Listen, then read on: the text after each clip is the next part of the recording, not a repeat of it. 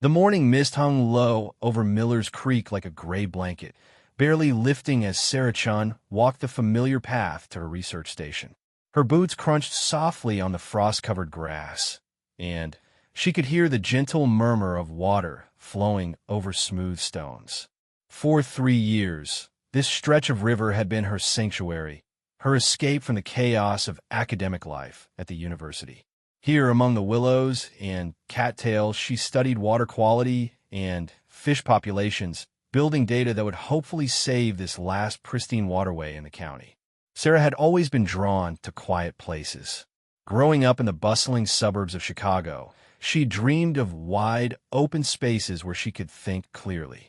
The river gave her that peace, but lately, even this refuge felt threatened.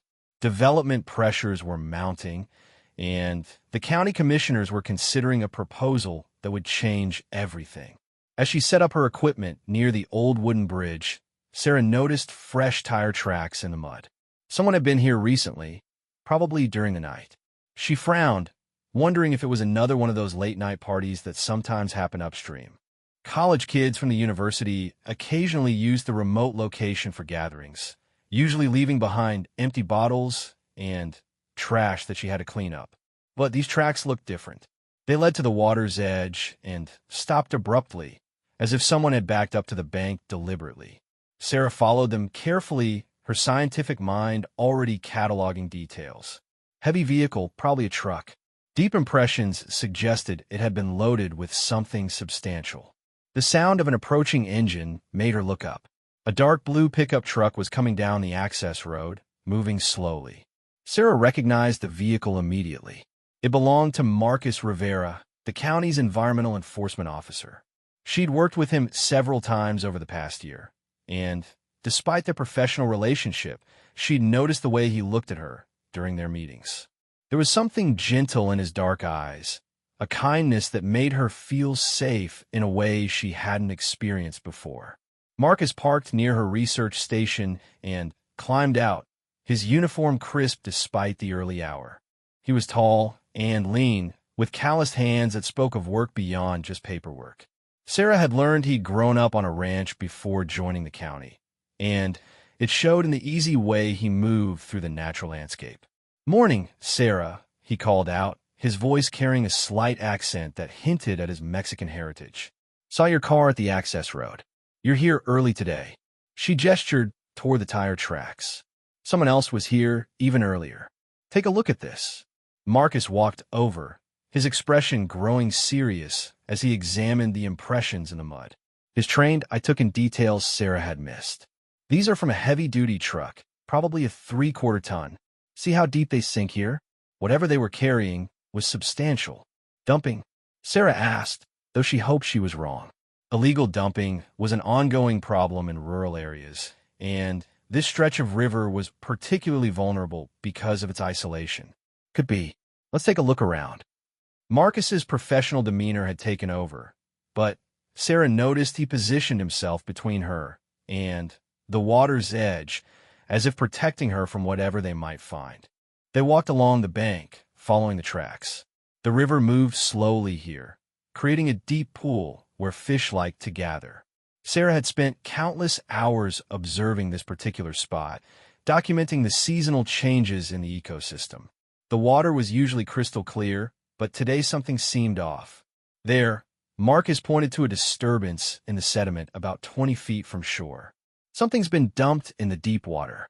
Sarah felt her heart sink. This place meant everything to her, and the thought of contamination made her physically ill. "We need to report this immediately. If it's chemicals or hazardous waste, it could poison the entire downstream ecosystem." Marcus was already pulling out his phone, but there was no signal this far from town. "I'll have to drive back to the main road to call it in. Will you be okay here alone?" The concern in his voice touched her. In her previous relationships, men had often dismissed her independence, assuming she needed constant protection. But Marcus's worry felt different. It wasn't condescending, it was genuine care. "I'll be fine," she assured him. "I want to take some water samples before anyone else gets here. The sooner we know what we're dealing with, the better." Marcus hesitated, clearly torn between his duty to report the incident and his reluctance to leave her alone. "Give me your phone number," he said finally. "As soon as I get signal, I'll call you with an estimated arrival time for the response team." Sarah rattled off her number, watching as he entered it into his contacts. The simple exchange felt more intimate than it should have, and she found herself hoping he might call for reasons beyond just this environmental emergency.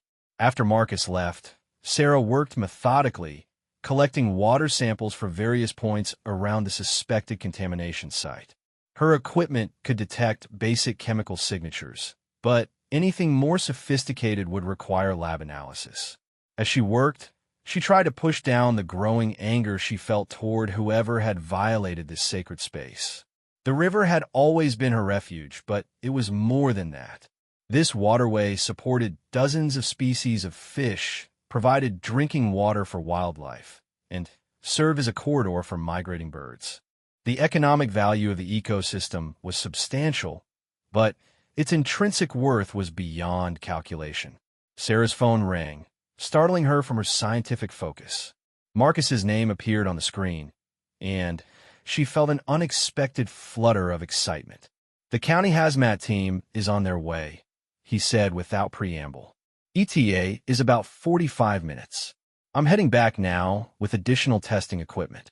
I've got preliminary samples," Sarah reported.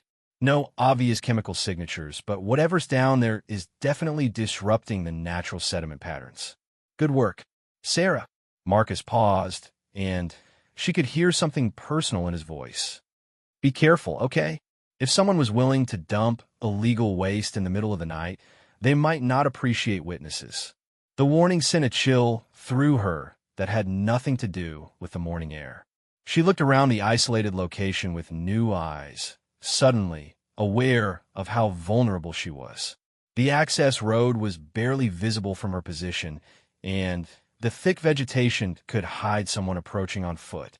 "I'll stay alert," she promised. "See you soon." After ending the call, Sarah continued her work, but with heightened awareness of her surroundings. Every sound in the forest seemed magnified. The crack of a branch, the rustle of leaves, the call of a crow all made her look up nervously. 20 minutes later, she heard vehicles approaching.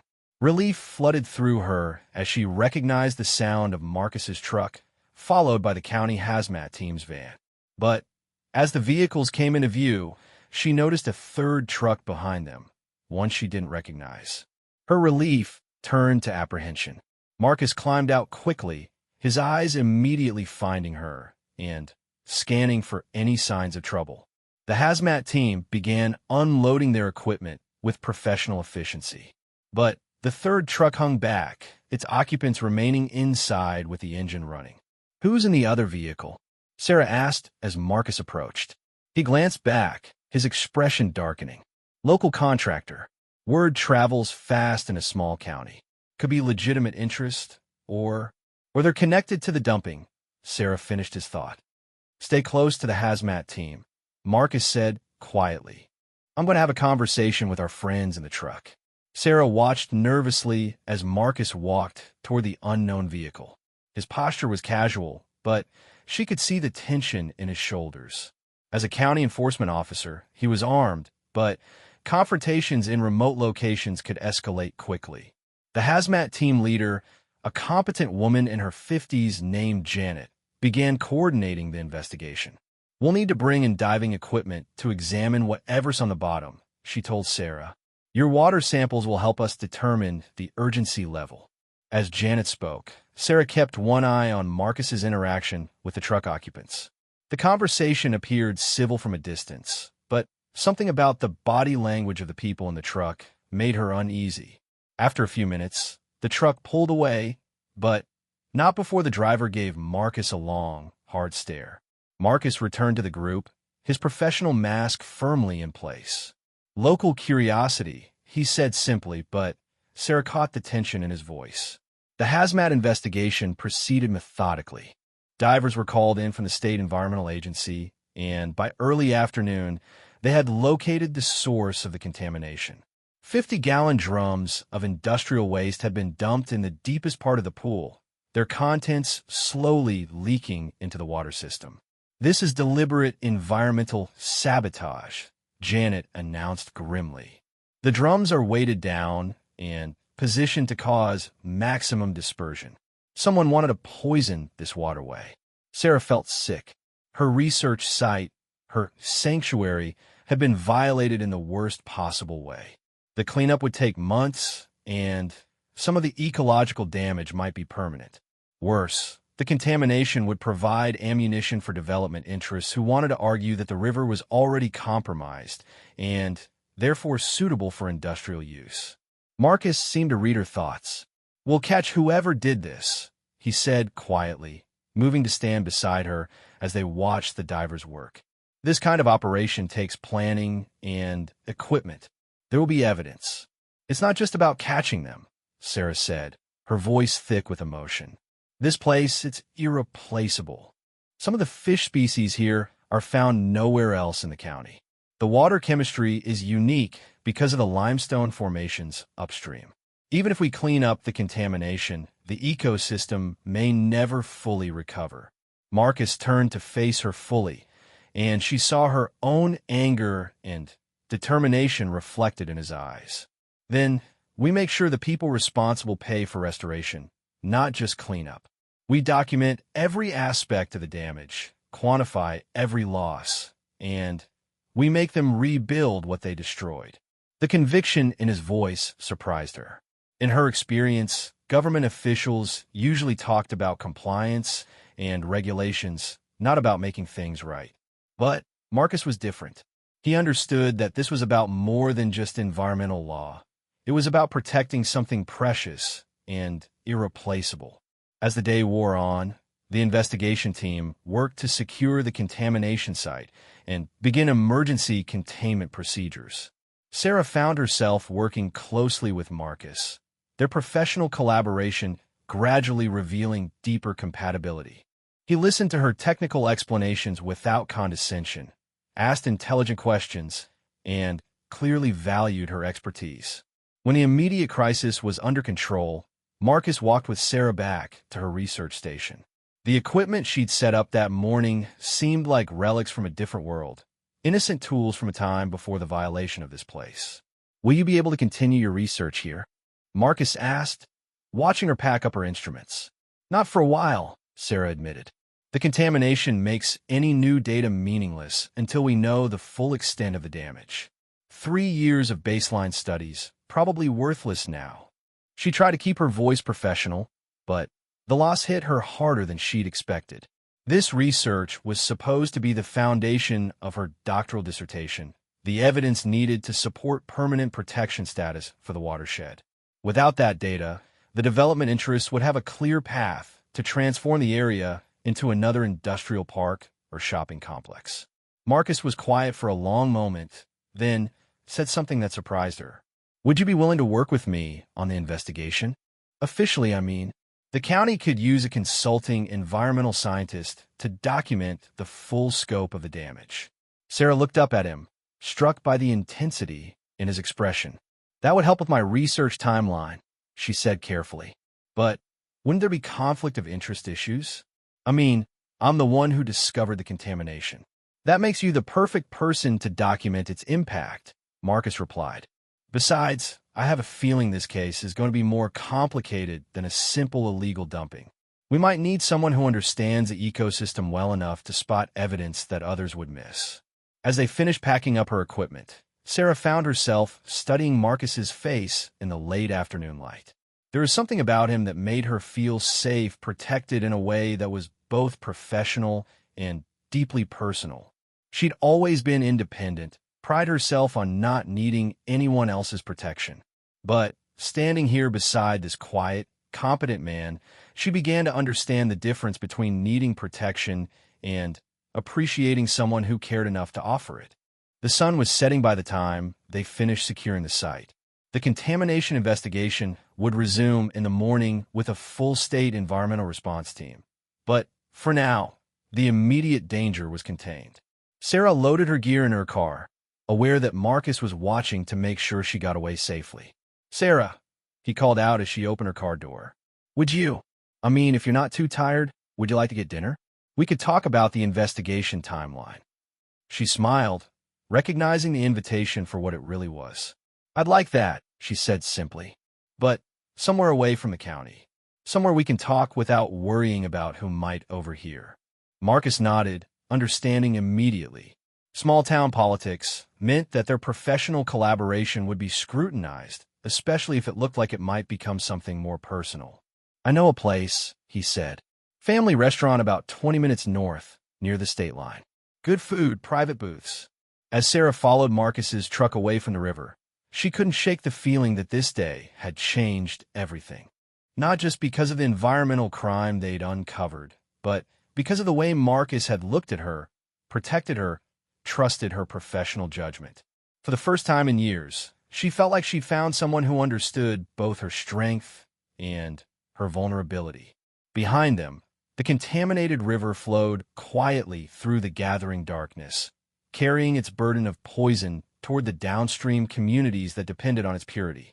But it also carried something else, the determination of two people who had found each other in the midst of crisis, and who were prepared to fight together to restore what had been damaged. The investigation was just beginning, and Sarah had a feeling it would reveal dangers far beyond simple environmental crime. But as she watched Marcus's taillights ahead of her on the darkening road, she felt something she hadn't experienced in a long time. The certainty that whatever came next, she wouldn't have to face it alone. The quiet river edge that had been her sanctuary was poisoned now, but perhaps from this violation would come something unexpected. Perhaps from the need to protect this place, she and Marcus would discover that they were meant to protect each other as well. The thought should have scared her, but instead it filled her with a warm anticipation that had nothing to do with the investigation ahead, and everything to do with the man whose careful protection was already becoming essential to her sense of safety in an increasingly dangerous world. The family restaurant Marcus had chosen was exactly what Sarah needed after the traumatic day at the river. Rose's kitchen sat at the edge of a small farming community, its neon sign flickering cheerfully against the twilight sky. Inside, red vinyl booths lined the walls, and the smell of fresh tortillas and grilled meat created an atmosphere of warmth and comfort.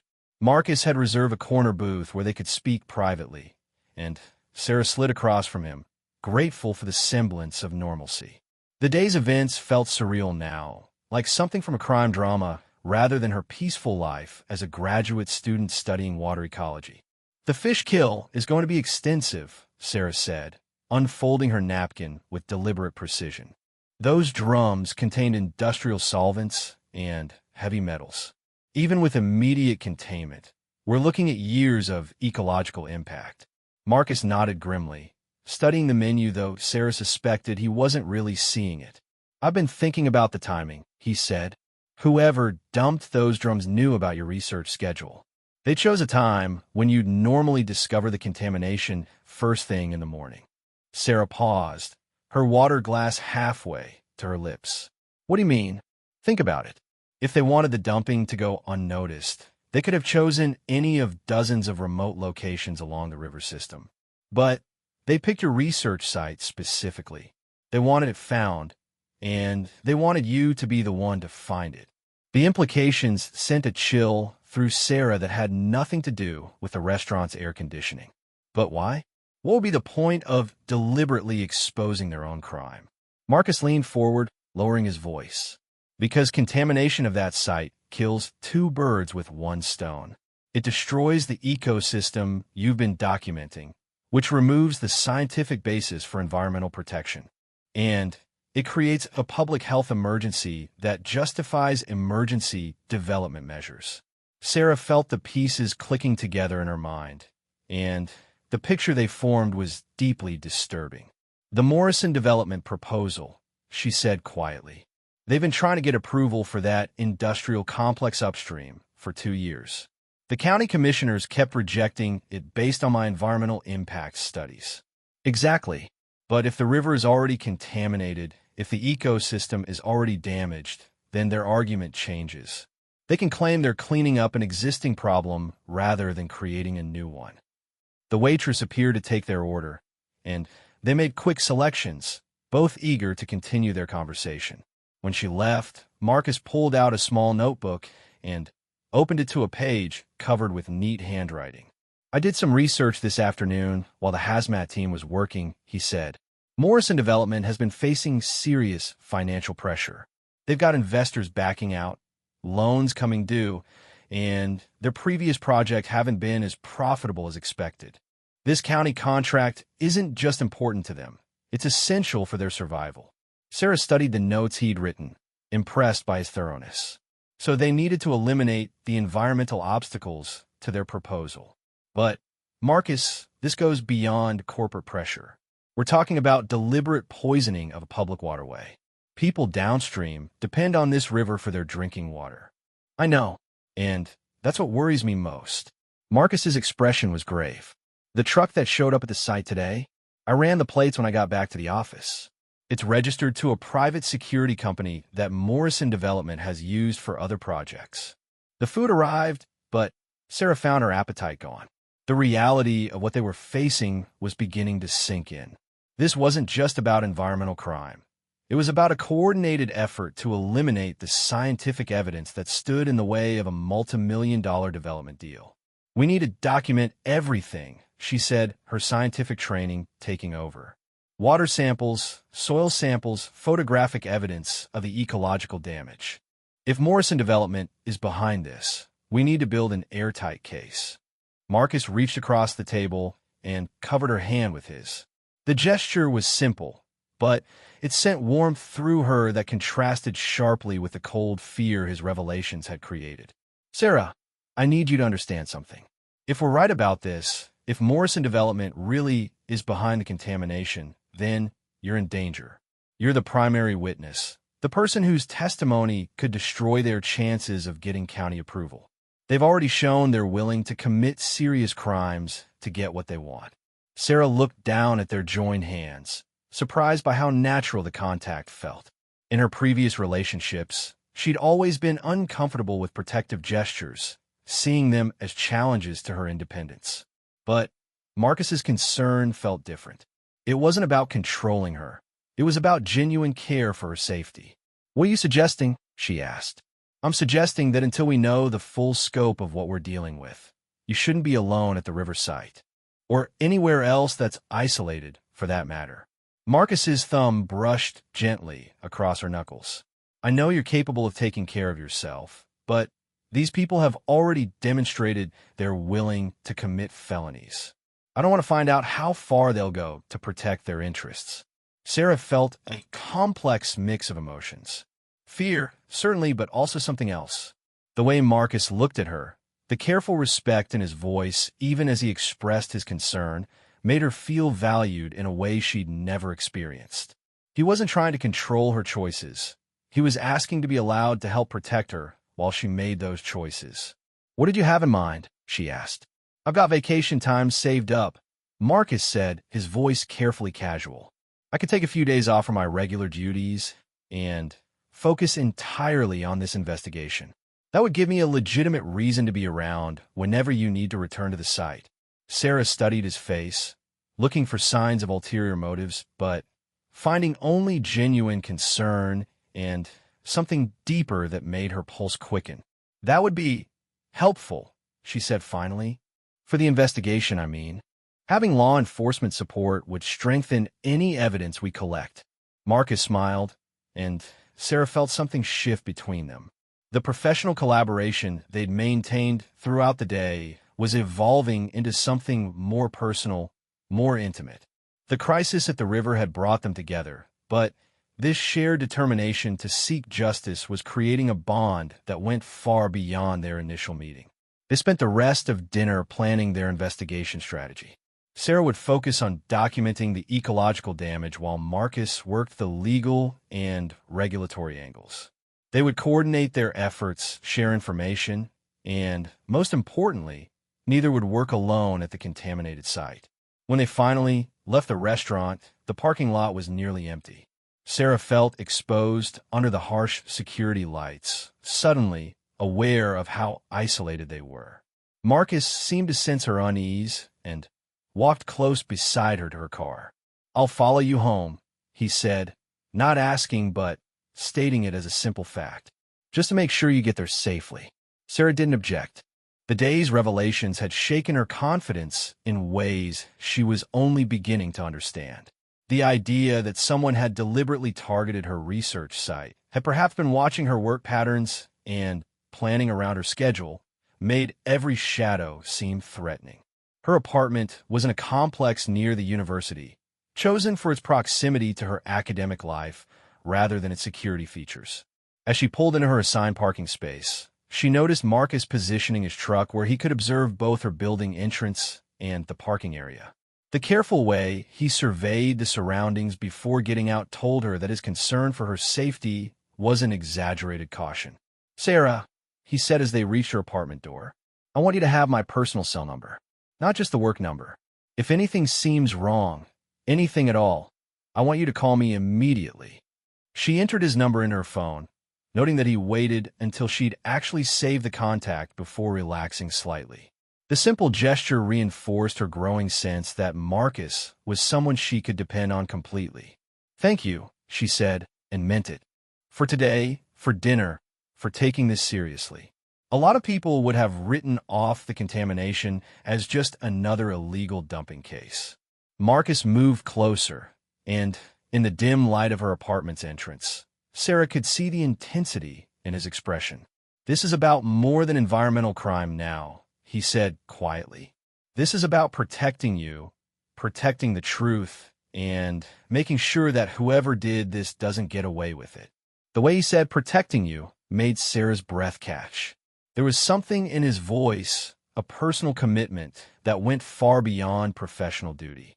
For a moment, they stood very close in the shadowed entrance, and Sarah felt the pull of attraction mixed with gratitude and trust. But Marcus stepped back, maintaining the respectful distance he'd preserved throughout their evening together. "I'll pick you up tomorrow morning at 7, he said. "We'll go to the site together, collect the additional samples you need, and start building our case." After he left, Sarah stood at her window, watching his taillights disappear into the night. The apartment that had always felt like a secure retreat now seemed vulnerable, exposed. Every sound from the hallway made her tense. Every car door in the parking lot made her peer through the blinds. She tried to focus on preparing for the next day's work, organizing her sampling equipment, and reviewing the preliminary test results from the contaminated water. But her thoughts kept returning to Marcus's revelations about Morrison development and the implications of deliberately targeted environmental sabotage. Sarah's phone buzzed with a text message, and she felt her pulse jump until she saw Marcus's name on the screen. "Got home safely. Sleep well. And remember to call if you need anything." The simple message made her feel less alone, but it also reinforced the reality of their situation. She was now the primary witness in what was potentially a major environmental crime, and her safety might genuinely be at risk. She double-checked her apartment's locks and closed all the blinds before finally attempting to sleep. But rest was elusive. Every sound seemed amplified. Every shadow seemed to move. When she finally drifted off, her dreams were filled with images of poisoned water and dark trucks with unknown occupants. Sarah woke before her alarm, feeling groggy but determined.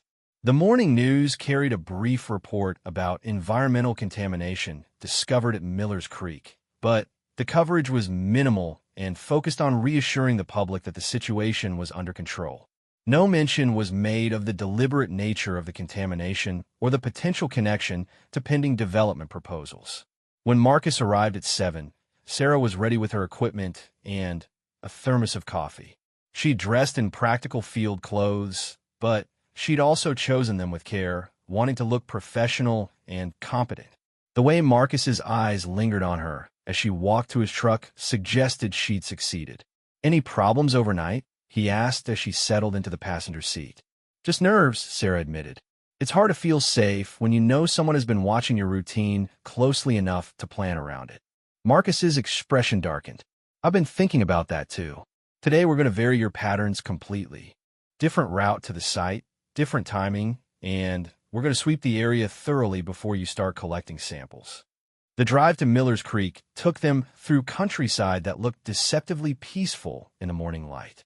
Farmhouses, the landscape, and cattle grazed in fields that showed no sign of the environmental disaster unfolding just a few miles away.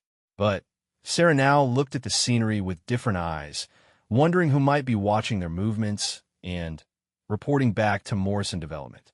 When they reached the river site, Marcus parked in a different location than usual, choosing a spot that provided good visibility in all directions.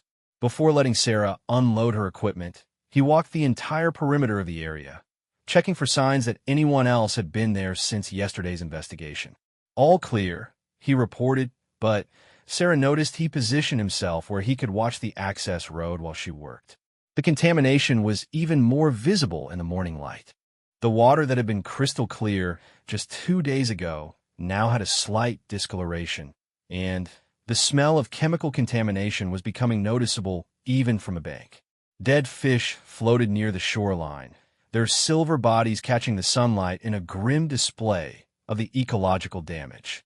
Sarah worked methodically, collecting samples from multiple locations and documenting the progression of the contamination.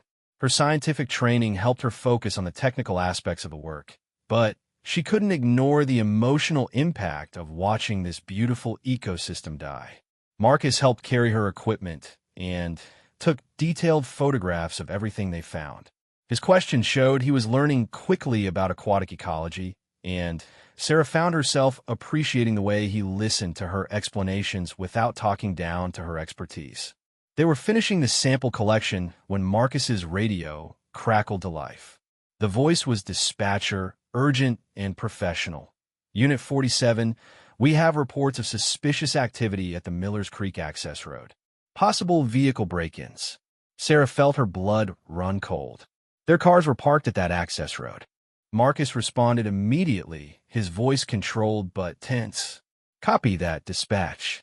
ETA 2 minutes. He turned to Sarah. We need to go. Now.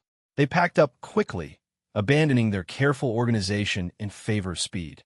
As they hurried toward the access road, Sarah could see tire tracks in the soft ground that definitely hadn't been there when they arrived.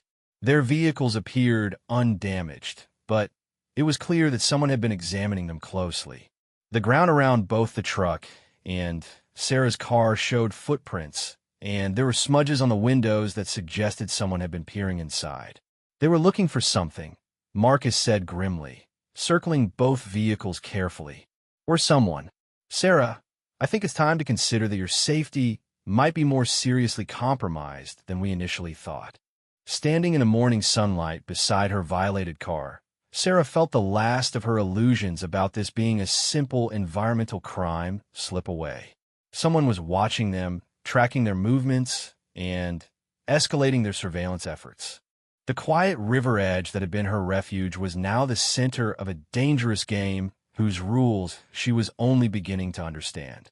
But as Marcus moved protectively to her side, his presence solid and reassuring, Sarah realized something else had changed as well. She was no longer facing this threat alone. Whatever came next, however dangerous the situation became, she had found someone who would stand with her against whatever forces were arrayed against them. The investigation was about to become much more personal, much more dangerous, and much more important than either of them had imagined.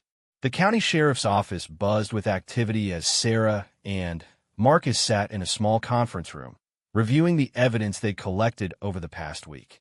Sheriff Patricia Valdez, a veteran law enforcement officer with silver hair and sharp eyes, had taken personal charge of the investigation once it became clear they were dealing with more than simple environmental crime. The lab results confirm what we suspected, Sheriff Valdez said, sliding a thick folder across the table. The contamination was deliberate and professionally executed. The chemical signature matches industrial waste that Morrison Development would have access to through their construction operations. Sarah studied the technical reports, her scientific training allowing her to interpret the complex data. The contamination was worse than they'd initially feared. The toxic chemicals had spread further downstream than expected, and the ecological damage would take years to repair even with aggressive remediation efforts. What about the surveillance evidence? Marcus asked, referring to the security cameras they discovered hidden near the research site. That's where things get interesting, Sheriff Valdez replied. The cameras were high-end equipment, definitely not something you'd use for casual property monitoring. And the way they were positioned suggests someone was specifically tracking Dr. Chen's work schedule. Sarah felt a chill despite the warm conference room. The idea that she'd been watched for weeks or months without her knowledge was deeply disturbing. But it also provided crucial evidence for their case. We've identified 3 individuals connected to Morrison Development who had the expertise and opportunity to execute this operation, the sheriff continued. 2 former employees of a hazardous waste disposal company and a private security contractor with experience in surveillance operations. Marcus leaned forward. Are we ready to make arrests? Almost. But I want to coordinate with the federal authorities first. The EPA has jurisdiction over this type of environmental crime, and we're going to need their resources for the prosecution. Sheriff Valdez turned to Sarah. Dr. Chun, your testimony is going to be crucial to this case. Are you prepared for what that means? Sarah nodded, though she felt far from prepared. What kind of timeline are we looking at? The arrest will happen within the next 48 hours. Once that happens, Morrison Development will know their operation has been exposed. Until then, we're treating your safety as a priority concern. The formal language couldn't disguise the reality of the situation. Sarah was still in danger, and would remain so until the people behind the contamination were in custody. The past week had been a careful balance of continuing the investigation while avoiding exposure to potential retaliation. Marcus had taken extended leave from his regular duties to stay close to Sarah during the critical phase of evidence collection. What had started as professional protection had evolved into something much more personal. They'd spent hours together documenting the contamination, interviewing potential witnesses, and coordinating with state and federal authorities. Somewhere in the midst of the crisis, they discovered that their initial attraction was deepening into genuine emotional connection. Marcus's quiet strength and unwavering commitment to justice matched Sarah's passion for environmental protection and scientific integrity. They balanced each other in ways that felt natural and right. There's one more thing, Sheriff Valdez said, her expression growing more serious. We have evidence that Morrison Development has been monitoring communications related to this investigation. I strongly recommend that both of you avoid discussing case details over phone or email until the arrests are completed. Sarah and Marcus exchanged glances. They both suspected their communications might be compromised, but confirmation of active surveillance added another layer of concern to an already complex situation. After the meeting, Marcus drove Sarah back to her apartment complex, both of them quiet as they processed the sheriff's revelations. The investigation was nearing its conclusion, but the most dangerous phase was still ahead. Once arrests were made, there would be no more uncertainty about whether Morrison Development was behind the contamination.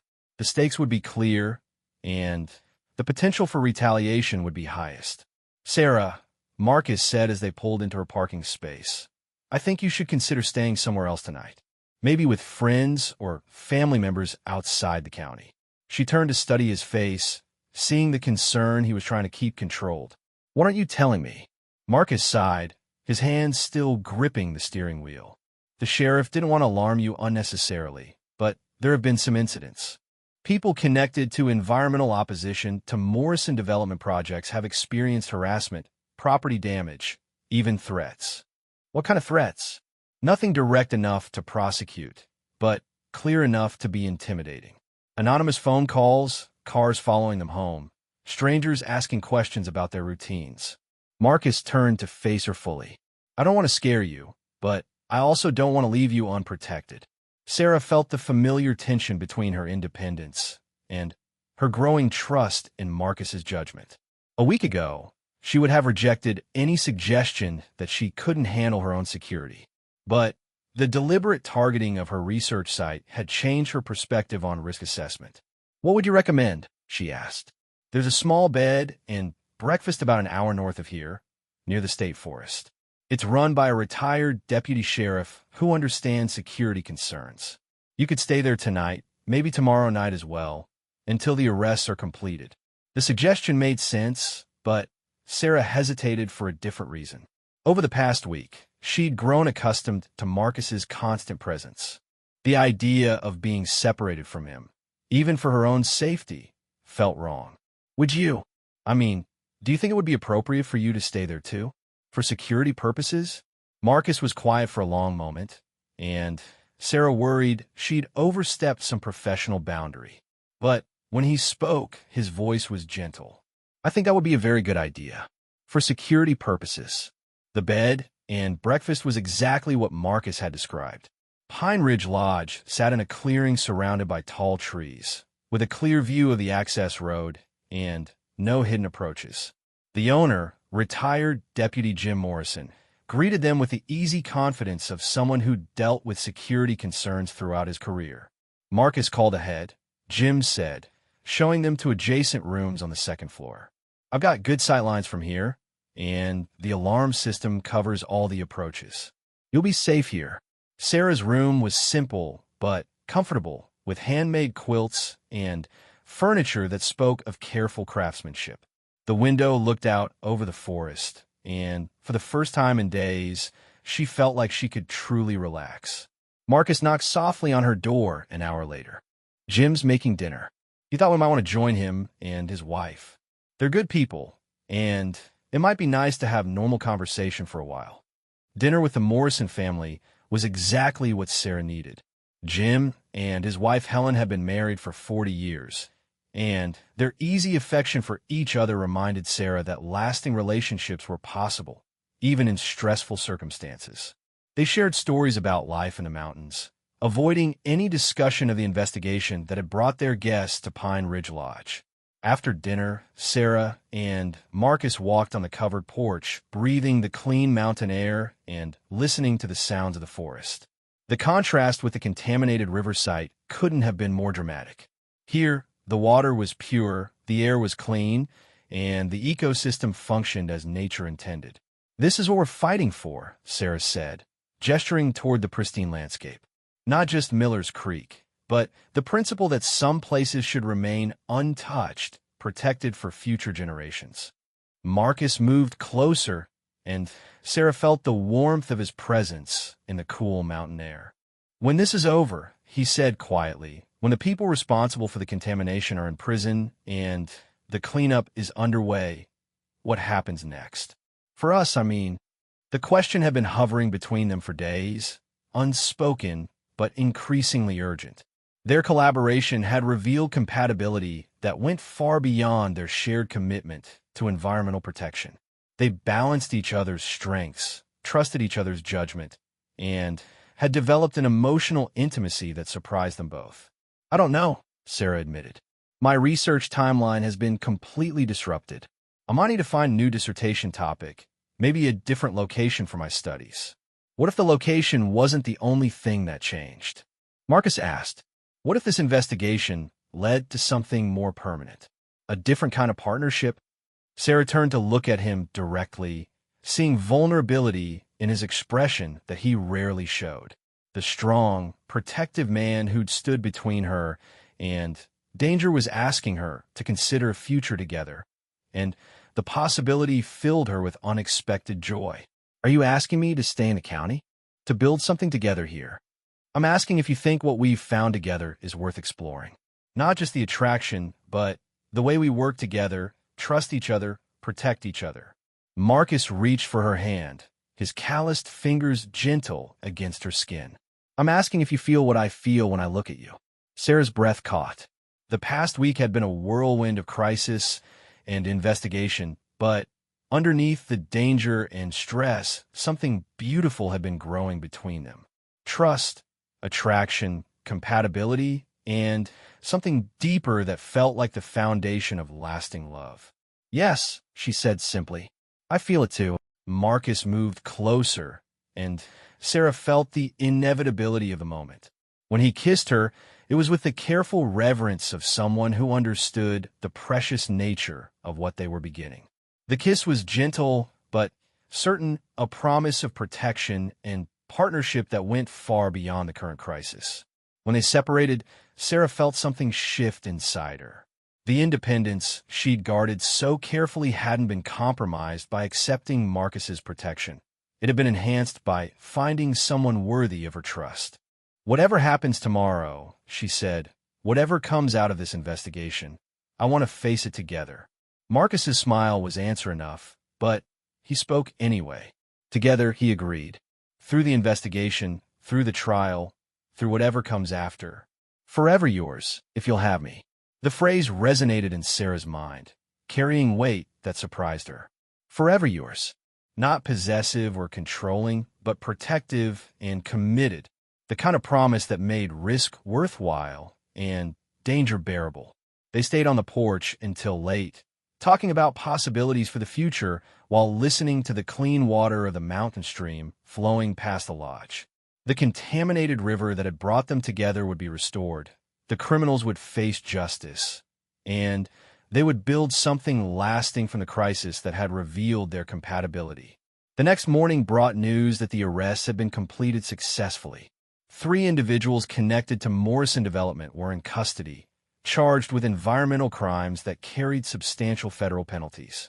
The company itself faced civil liability that would likely force its dissolution.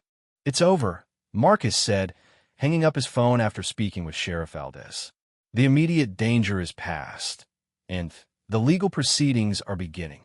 Sarah felt a complex mix of relief and sadness. The crisis that had brought them together was resolved, but that also meant returning to the normal world, where their relationship would need to develop without the intensity of shared danger. "What happens now?" she asked. "Now we go home. You continue your research. I return to my regular duties, and we see if what we've built together can survive in peacetime." But as they packed their belongings and prepared to leave Pine Ridge Lodge, Sarah felt confident about their prospects. The connection they discovered went deeper than crisis attraction. They found genuine compatibility, shared values, and the kind of trust that formed the foundation of lasting partnership. Marcus had kept her safe by the quiet river edge when danger threatened her work and her life. But more importantly, he'd shown her that accepting protection didn't mean abandoning independence, and that the right partnership could make her stronger rather than weaker. As they drove back toward the valley, toward Miller's Creek, and the restored river that would always mark the beginning of their relationship, Sarah reached over to take Marcus's hand. The future was uncertain, but they would face it together, committed to protecting each other and the precious places that had brought them together. The contamination would be cleaned up, the ecosystem would recover, and her research could continue. But the most important discovery hadn't been scientific. It had been personal. She'd found someone who understood that true protection meant standing beside her as an equal partner, not trying to control her choices. "Forever yours," she thought, squeezing Marcus's hand as they headed home. "Forever yours and forever mine." Miller's Creek sparkled in the morning sunlight, its water running clear and clean again after months of careful restoration. The toxic chemicals had been neutralized, the contaminated sediment had been removed, and nature was slowly reclaiming the damaged ecosystem. Sarah stood on the old wooden bridge, where she'd first noticed the tire tracks that led to uncovering the environmental crime. Beside her, Marcus adjusted the camera settings for their final documentation photos. The investigation had concluded with convictions for all 3 defendants and a substantial settlement that funded not just cleanup, but permanent protection for the entire watershed. Morrison Development had dissolved during the legal proceedings, their assets liquidated to pay for environmental restoration. "The fish populations are already showing signs of recovery," Sarah said, reviewing the data on her tablet. "Give it another year, and this site will be healthier than it was before the contamination." Marcus smiled, wrapping his arm around her shoulders. "Sometimes good things come from crisis. The contamination was terrible, but it led to protection measures that never would have been implemented otherwise. Sarah leaned into his embrace, still amazed at how natural their partnership had become. 6 months after the arrests, they'd moved in together, combining her scientific equipment with his law enforcement resources in a house overlooking the restored river. Their professional collaboration had evolved into personal partnership that enhanced both their careers. "Are you ready for the ceremony tomorrow?" Marcus asked, referring to the official dedication of the Millers Creek Wildlife Preserve. "As ready as anyone can be for having their life's work turned into a public celebration," Sarah replied. The preserve dedication would mark not just the completion of the restoration project, but the beginning of permanent protection for the watershed that had brought them together. As they walked back toward their shared home, Sarah reflected on the journey that had led them here.